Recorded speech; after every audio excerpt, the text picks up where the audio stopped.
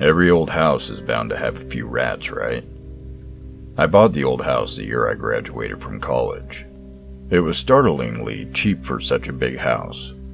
2 stories, multiple bedroom, 3 bathroom, conveniences that seemed luxuries after my tiny college dorm. It was a very nice house, despite being located in the middle of nowhere.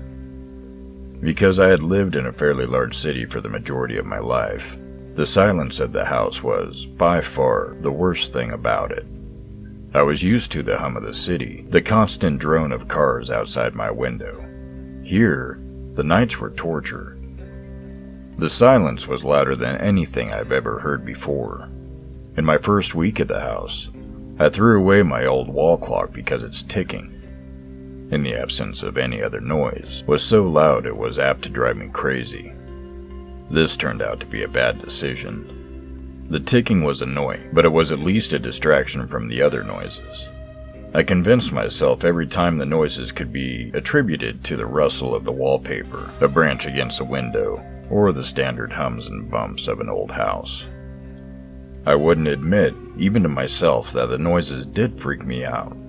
That's probably why the rats were, at least at first, a convenient excuse. It was unreasonable to expect a vermin-free house in the middle of a forest, of course, but there were a lot of rats. I first noticed them when I opened the cupboard.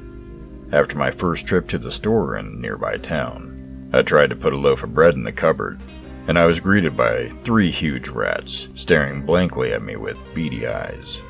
After that, I found more rats around, several in the basement. A few scuttling around the porch steps, the patter of their tiny paws in the attic, even a big gray one in my bedroom. Naturally, I purchased a few rat traps, which seemed to help the problem quite a bit. A few days after, I got a cat, too. A small, scraggly creature I bought for $10 in a Walmart parking lot. Soon, my new cat became so efficient at catching the rats that I no longer felt the need to purchase rat traps every few trips to the store. Though I never really liked animals, I began to grow close to that cat. Even started calling him Tom, which I believed to be a suitable name for a cat.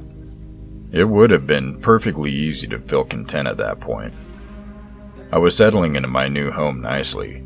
Tom was a good cat, and the vermin problem was under control. The only problem was that the noises hadn't stopped. They did quiet down for a little while, just enough to explain them away. When I heard scratching, I would pat Tom between the ears and tell him he must have missed a rat or 2. When I was sure something scraped against the window, it was probably just a limb on the tree outside. Once I thought I heard something moving in the basement.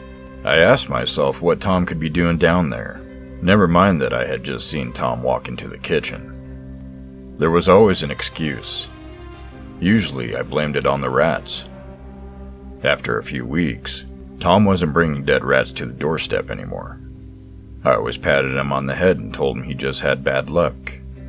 I didn't let myself think that the cat had killed all of them. Oh no, then it would be harder to explain the noises. Looking back, I suppose what started it was Tom pawing at the door, wanting out. It was late and that cat had never wanted out at night before. I assumed he had seen a rat or some other small creature outside, so I let him out and went back to bed.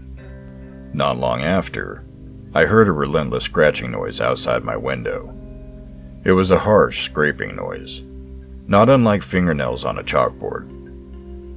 I turned over and tried to go back to sleep, but the noise continued. Finally, I got up and went to look outside and see what the problem was.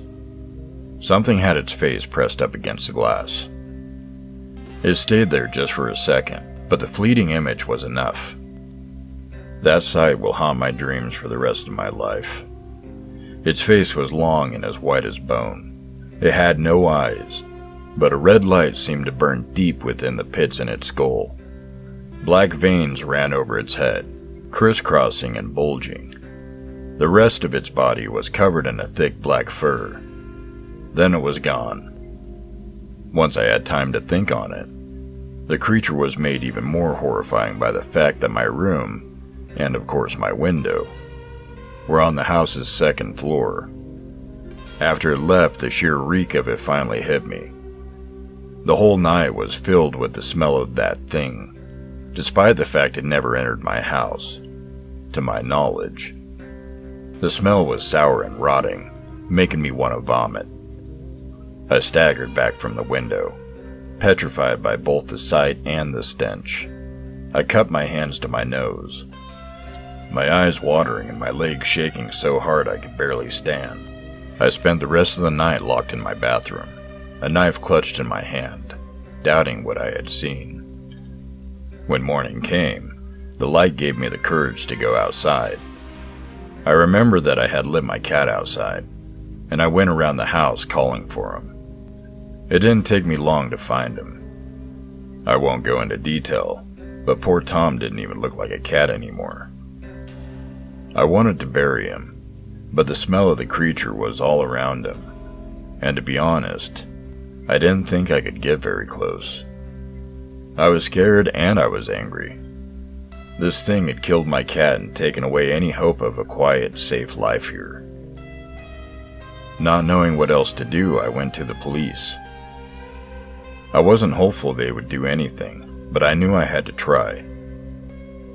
I was angry with their reactions, though I knew I would have reacted the same way.